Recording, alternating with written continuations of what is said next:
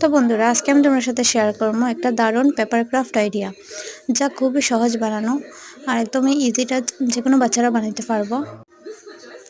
তো তার লেগে আমি এখানে মধ্যে লই লাইছি কালারিং পেপার। এখানে আমি দুইটা কালার ইউজ করবো, একটা ইয়েলো থাকবো আর একটা হচ্ছে পার্পল কালার।